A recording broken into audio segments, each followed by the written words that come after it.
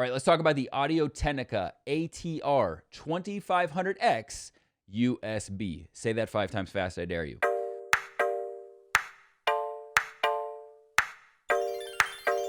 Okay, before we get into this video, I want to say this. I've done previous videos before about microphones, and I got annihilated in the comments from all the people that work at Geek Squad or all the Guitar Center folks that are audio engineer gurus. That's not who I am, and that's not what this video is for. I am a business coach, and I help people use audio, use video to grow and market their business. So they don't need to know what's inside of this thing. They just need to know if it sounds good and all the various things they need to know about. Can I travel with it? Is it going to sound good? Is it going to have echo in the room? Like, that's the basic stuff they need. So if that's you and you want that nerdy deep dive stuff, I'm here for it. But this is not the video for you, and there's plenty of other videos on the web. I'm not trying to hear about my comments. All right? Thank you. So let's go into it. I actually did talk about one of the other Audio-Technica microphones. I'm going to link that here. That's what prompted somebody to ask about this one specifically. This is my first exposure to this microphone. It was just delivered to my house. The plastic is sitting right here that it came in. So I'm playing with this for the very first time. This is more of an unboxing video, and I'm going to give you a sound sample at the end. First impressions, just for I always like to provide a comparison because I know these guys are borrowing stuff from each other.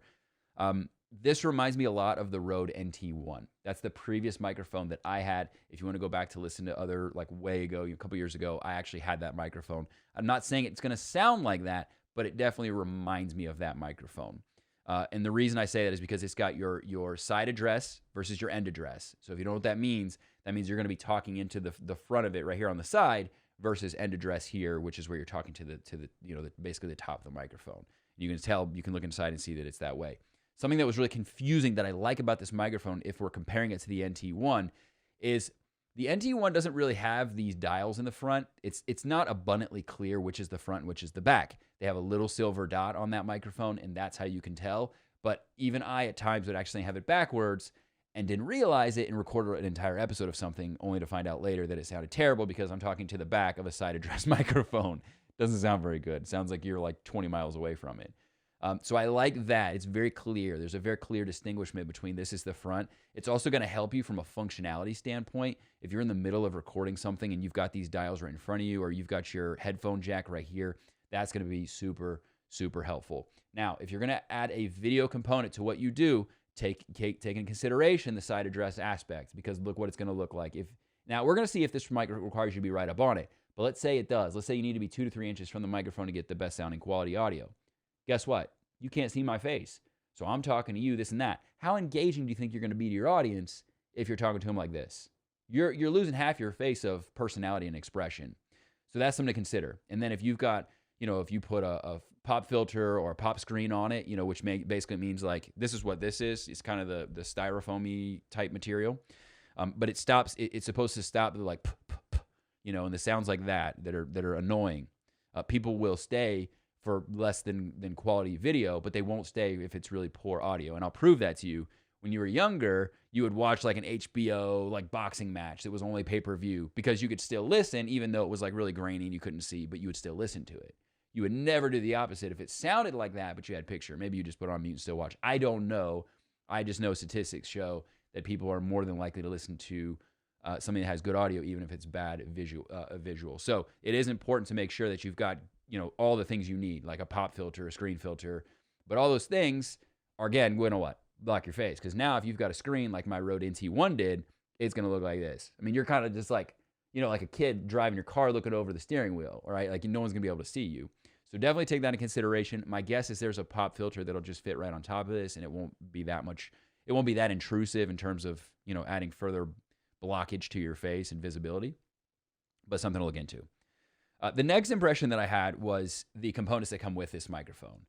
I like the functionality, the seamless functionality of this stand. And I appreciate that they sent one. And sometimes they don't. Like this came with nothing. The Shure SM7B, like, doesn't even come with the cords. Okay? Like you can't even use it until you buy a cord. And these aren't cheap.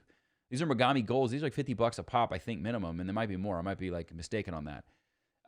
But all that said, this stand is like, okay, imagine Happy Meal toy, that quality of plastic. Like you can tell it's just really cheap plastic, right?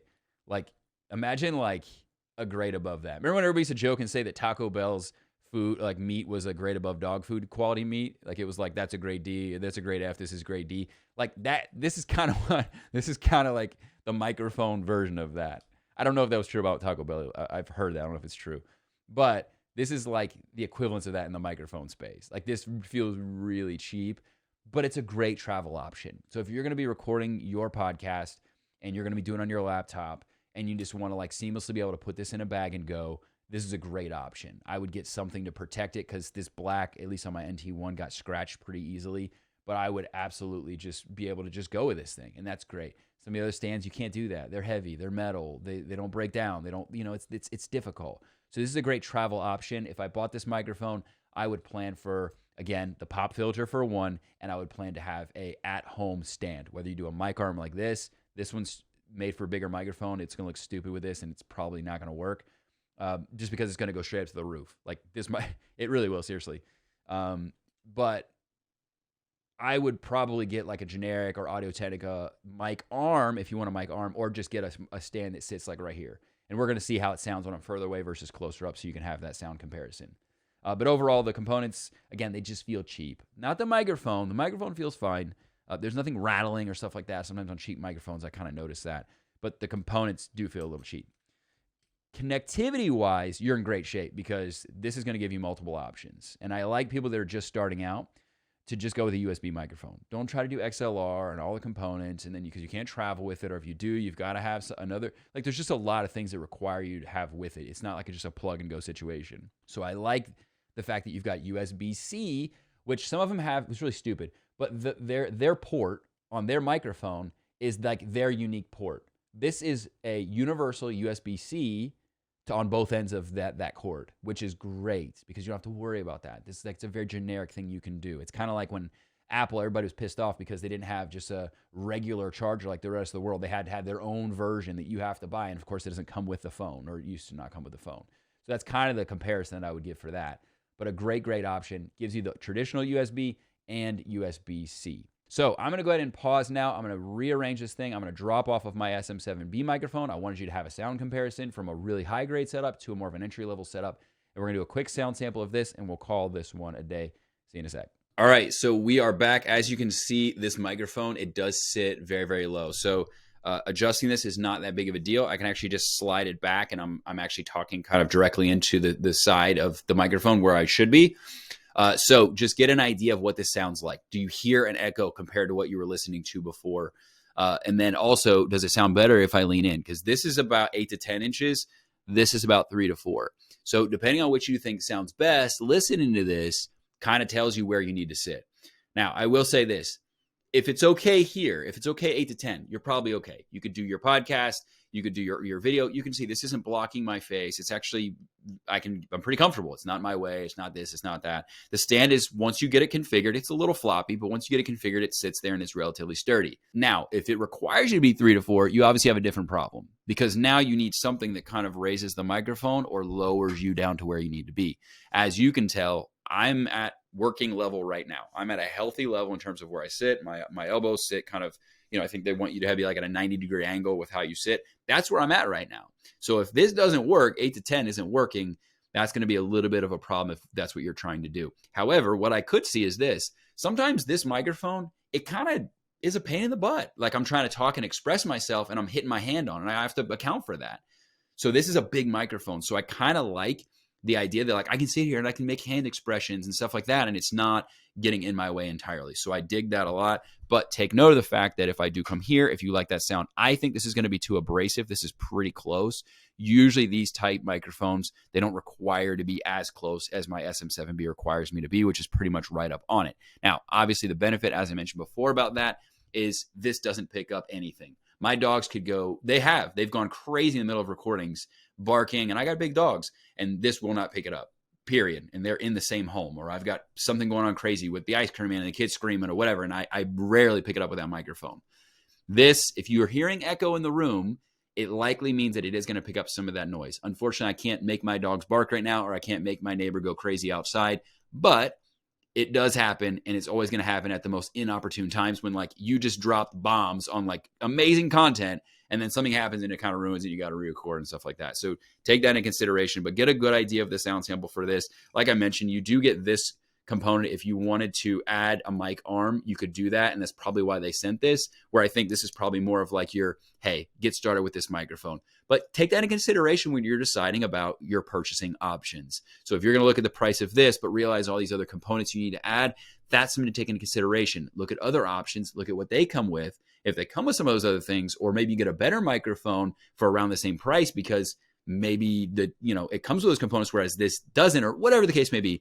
Take all those things into consideration, get a good sound sample. And my last piece of advice is, if you don't like it, you can always send it back. So I am a big advocate. I know everybody says, oh, this is the mic, you got to get this one. See what you think sounds best. Everybody's got preferences, right? Like, remember the whole adage of there was the white dress with gold, or everybody saying it was black and purple and everybody saying it was white and gold. Everybody hears things differently. Everybody sees things differently. What you like, somebody else hates. So it really comes down to what you feel makes your voice sound the best, what you want to present to the world, because ultimately you're the one that's got to live with it. So if you like how this sounds, you want to try it out, absolutely. Amazon's got a great return policy. I would grab it there. I'm including a link to that below so you can grab it yourself, try it out on Amazon. No harm, no foul, right? And if you like this video and you want more like this, make sure to subscribe and hit the bell for notifications. Drop me a comment below about your thoughts, and I'll see you guys in the next one.